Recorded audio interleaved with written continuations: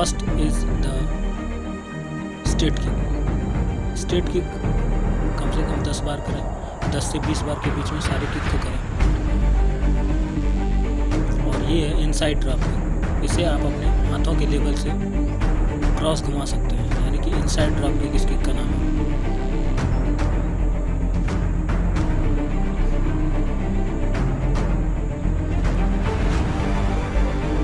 सारे किक को 10 से 20 बार पर डे।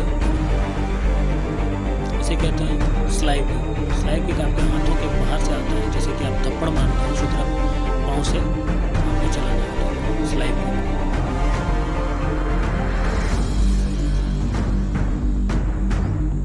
पंच के साथ चलाएं ताकि आपकी बॉडी को स्पीड मिलता रहे। पंच के साथ अगर करेंगे आपकी बॉडी में स्पीड बना रहेगा और आपकी स्पीड में इंक्रीज होगा।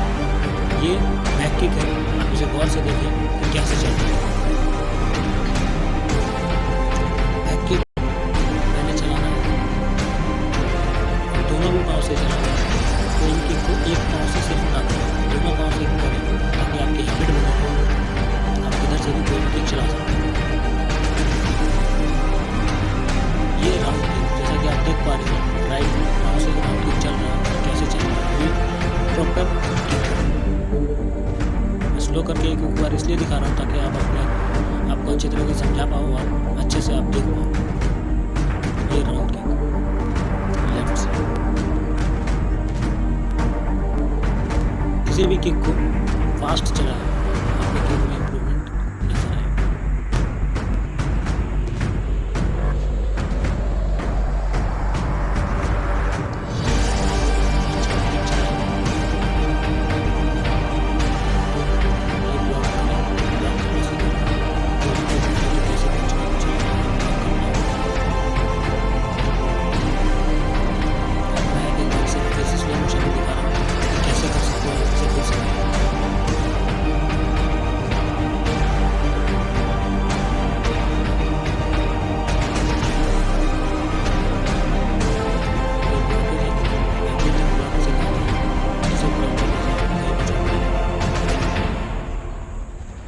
जैसे ब्लॉक छोड़े और फास्ट में किक और पंच दोनों चलाएं।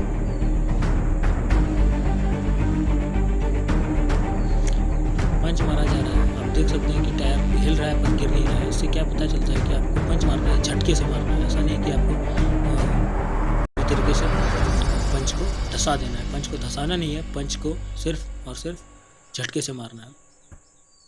ये देखिए, इसे कहते हैं मवासी किक। पंच के साथ आप इसे किक चलाएं।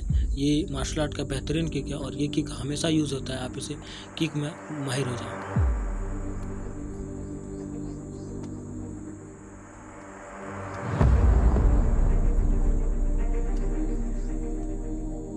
दोनों ही पाँव से चलाएं। किसी भी किक को एक पाँव से ना चलाएं, दोनों ही पाँव से चलाएं।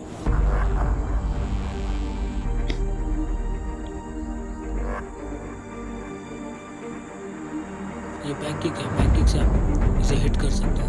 और एवरेज किक को मैं वीडियो की लेंथ बड़ा करना नहीं चाहता, इसलिए मैं आप लोगों को बता रहा हूँ कि पर किक को कम से कम 10 बार से 20 बार तक करें। अब ये देखिए फ्लाई में बैक किक कैसे मारता है, आपको स्लो में दिखाया जा रहा है, आप देख सकते हैं। इसे ट्राई करने के लिए पहले आपको बैक किक सीखना पड़ेगा। ऐसे अब देखिए परफेक्ट कैसे जाता है। और किसी भी किक को सिर्फ एक पाँव से ना करें, दोनों ही पाँव से करें। इस किक में बहुत ही पावर होता है।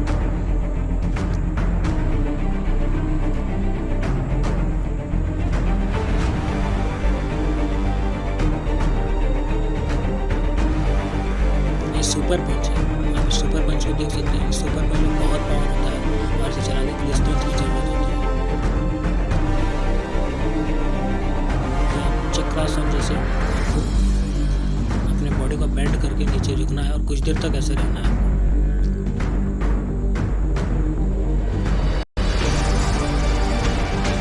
इससे आपको ब्रीथिंग कंट्रोल होगी और आपकी फ्लेक्सिबिलिटी बढ़ेगी।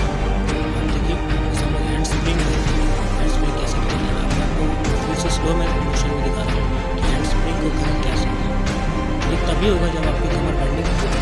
इससे पहले करके दिखाएगा वो आपको बिल्कुल ऐसा पीछे मिलते रहना है।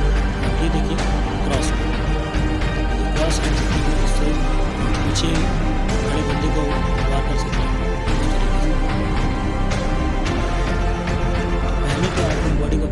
फ्लेक्सिबिलिटी बनाएं, बिल्कुल भी बिना फ्लेक्सिबिलिटी का ट्राई ना करें। और अब ये देखिए कि आपको साइकिलिंग करना है इससे क्या होगा कि आपकी ब्रीथिंग भी कंट्रोल होगी और आपके पेट में जो दर्द है, पेट आपका टाइट होगा, आपके पेट में आपको थकान बहुत ही जल्दी महसूस नहीं होगी। इसे आप करने की ट्राई करें। ये पाँव को पूरी तरह से सीधा करके ऊपर हाथों तक टच करने की कोशिश करें।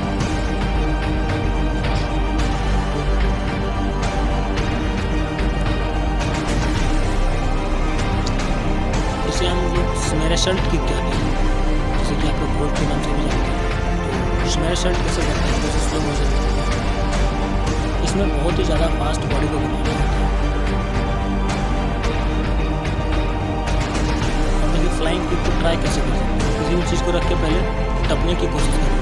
टपेंगे कैसे, दोनों पाँव को उठाकर साथ में और उसे धीरे धीरे क्लैरिफाई करें। अब देखिए अपने स्ट्रेंथ को और हैवी वेट को उठाने की प्रैक्टिस किया जा रहा है। आप इसे देख सकते हैं कि कैसे भी इतने भारी टायर को कैसे इन्होंने तुरंत ही उठा लिया, और उठा ही नहीं सिर्फ क्या उठा के प्रैक्टिस भी कर रहे हैं। इस पे अप डाउन भी करेंगे इतने हैवी वेट को लेकर।